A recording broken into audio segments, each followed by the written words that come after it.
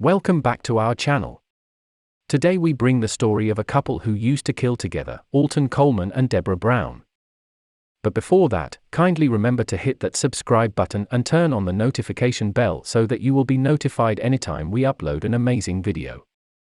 Alton Coleman was born on November 6, 1955, in Waukegan, Illinois. The third of 5 siblings. His mother, a prostitute who held 3 jobs, threw him in a garbage can when he was an infant, but he was retrieved by his grandmother, who lived in the same house as her daughter. According to Robert Evans, a minister who knew him from birth, Alton was raised in a bad environment marked by rejection, drugs, prostitution, and sexual abuse. He was reportedly involved in group sex and bestiality with both his mother and grandmother. The latter also made him kill and dismember animals as part of voodoo practices. Among his peers, he was usually teased and called pissy because he regularly wet his pants. He turned to delinquency early in his life, joined a local street gang, and eventually dropped out of school in 9th grade. On December 27, 1973, at 18, Coleman committed his first known sexual offense. He, along with an accomplice, abducted 54-year-old Eleanor McIntyre at gunpoint, raped her and stole her money and car. Through plea negotiations, Coleman was only convicted of armed robbery and spent time at Joliet Penitentiary.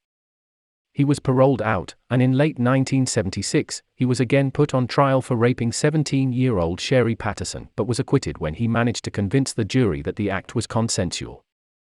While in pre-trial detention at Lake County Jail, he was charged with sexually assaulting 3 fellow male prisoners, but was only convicted of battery. About Coleman, I realized he was extremely dangerous because the Waukegan Police Department had an extensive arrest record on him. He had been arrested almost 10 years previously for the rape of a 40-year-old woman, and he had a number of other arrests, mostly for assault, for molestation, rape of a child. And as you looked at these cases and you listened to the detectives who were familiar with him, you saw a picture of an increasingly violent person. In 1980, he was again acquitted on charges of raping 22-year-old Dorothy Hawkins, a member of the U.S. Navy SEAL. In 1981, he was involved in the sexual assault of an underage girl and may have himself raped a 14-year-old friend of the latter. Anyway, the case against him was dismissed for lack of probable cause. In 1982, he was a suspect in the rape and murder of a 15-year-old girl. On February 28, 1984, in North Chicago, Coleman raped at knifepoint 14-year-old Chalandra Thompson, whose mother, Dorothea, he had approached 2 days before. He was arrested for this crime and arraigned on May 30, shortly before embarking on a crime spree with his girlfriend, Debra Brown, who was born in 1962 in Waukegan. As opposed to Coleman, Debra was from a stable background, had no prior criminal record, and, when she first met Alton in 1983, was engaged to another man. She eventually decided to leave his boyfriend and family to move in with Coleman and provide home care to the latter's grandmother. On May 29, going by the alias Robert Knight, he had similarly approached Juanita Wheat in Kenosha, Wisconsin, and abducted her daughter, 9-year-old Vanita. The latter was possibly raped and strangled by Coleman in an abandoned building in Waukegan, during the early morning hours of the day of his court appearance on the 30th of May. On May 31, Coleman befriended one Robert Carpenter, spent the night at his home, and, on June 1, borrowed his car and never returned. Vanita's badly decomposed body was found on June 19, 1984. A day after the beginning of the Coleman and Brown spree. As soon as FBI agents investigating the kidnapping of Vanita Wheat realized Coleman had crossed state lines with the little girl, a federal warrant for kidnapping was issued on him. Another one, this time for murder, was issued after the discovery of Vanita's body. Coleman, on his part, went into hiding shortly after appearing in court for the Chalandra Thompson rape and moved to Indiana along with Brown. On June 18, in Gary, the couple approached 7-year-old Tamika Turks and 9-year-old Annie Hilliard as they were running an errand. With a ruse, the two were brought to a secluded wooded area and tied up. When Tamika started crying, she was brutally stomped by Coleman, carried away, and left for dead. Annie was then forced to perform oral sex on both Coleman and Brown and raped. When the two heard Tamika moaning from the woods, they went to her and strangled her with a belt. They attempted to do the same thing with Annie, but she miraculously survived and was found by a passerby. On June 19, Coleman and Brown, posing as a couple, Phil and Pam from Boston, befriended Donna Williams, 25. That evening, Williams was reported missing, and last seen leaving her church to pick up her new friends. On June 26, Donna's car was found in Detroit, Michigan, containing Coleman's fingerprints and a fake ID belonging to Brown. The badly decomposed body of Williams was eventually found on July 11 inside an abandoned building near the place where the car was found. She had been strangled, while it could not be determined whether she had been also sexually assaulted or not. On June 24, the duo kidnapped at knifepoint a 28-year-old Detroit woman in front of her home and demanded to be driven to Ohio. The hostage intentionally crashed her car into a parked truck and ran away. 4 days later, on June 28, Coleman and Brown invaded the residence of Palmer and Marge Jones, 62 and 59, in Dearborn Heights. The Jones were badly beaten, robbed, and their car got stolen.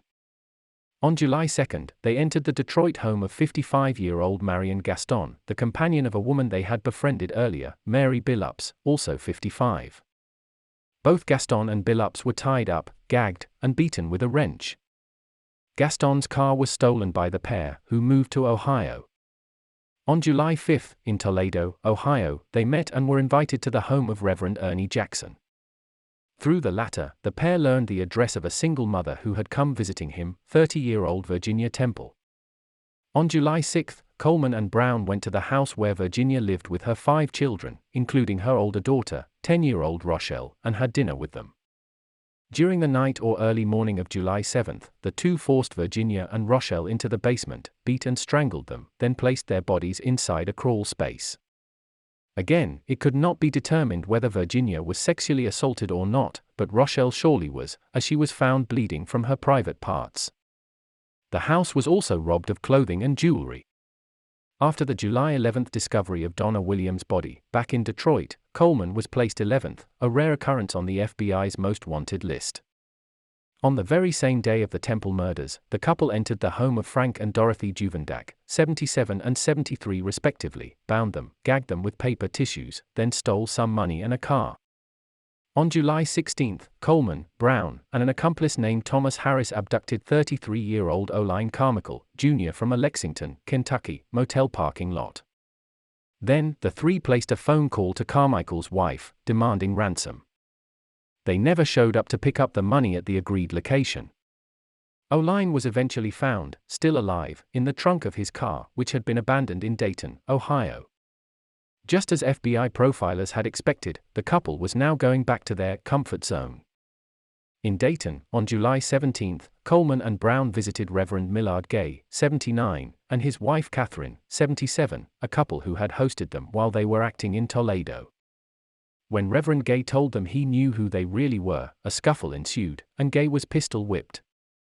The couple was then tied up, and an unsuccessful attempt was made to strangle Catherine. Before leaving with some money in their car, Coleman made one last attempt to kill Catherine by shooting her with his gun, but it malfunctioned. Clothing belonging to Virginia Temple was found on the scene. On July 19, the lifeless body of Eugene Scott, 79, was found in a ditch outside Indianapolis. He had been shot and stabbed repeatedly.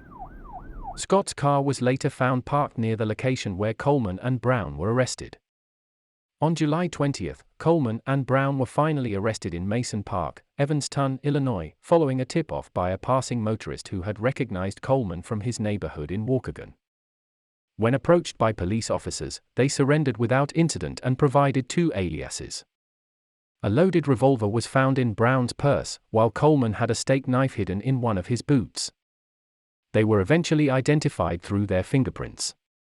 Coleman was tried in Ohio, Indiana, and Illinois, and was sentenced to death. During his Ohio and Illinois trials, Coleman acted as his lawyer and got to the point of calling Brown, who was separately tried as a rebuttal witness. He cross-examined her, in an attempt to make it look like she had murdered Marlene Walters, not him. Needless to say that the strategy didn't work. On her part, Brown received 2 death sentences, in Ohio and Indiana, for her role in the Walters and Turks murders. In 1989, her Ohio death sentence was commuted to life imprisonment by Governor Richard Celeste, a known death penalty opponent due to her diagnosed mental retardation.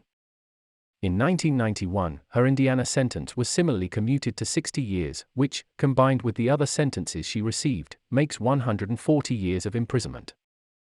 Both were also sentenced to 20 years for the interstate abduction of Oline Carmichael. Coleman was executed by lethal injection on April 22, 2002, at the Southern Ohio Correctional Facility in Lucasville. His last words were Psalm 23. Relatives of Coleman's victims arrived by bus this morning to witness his execution. He is continuing to be very calm and very compliant, cooperating in every way, not creating any problems whatsoever over at the death house. Coleman spent his last hours visiting with spiritual advisors and his attorneys until the 8:45 cutoff time, At which time he will be offered a shower, and then we will prepare him for the execution process. The execution process began just before 10.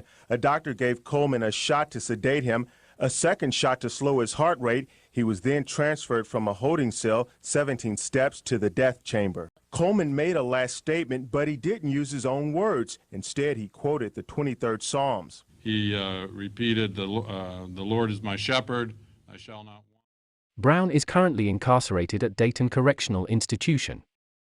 She expressed remorse for his crimes and apologized to the victims' families in a 2005 video. That marks the end of our video today. Kindly remember to comment and hit the subscribe button.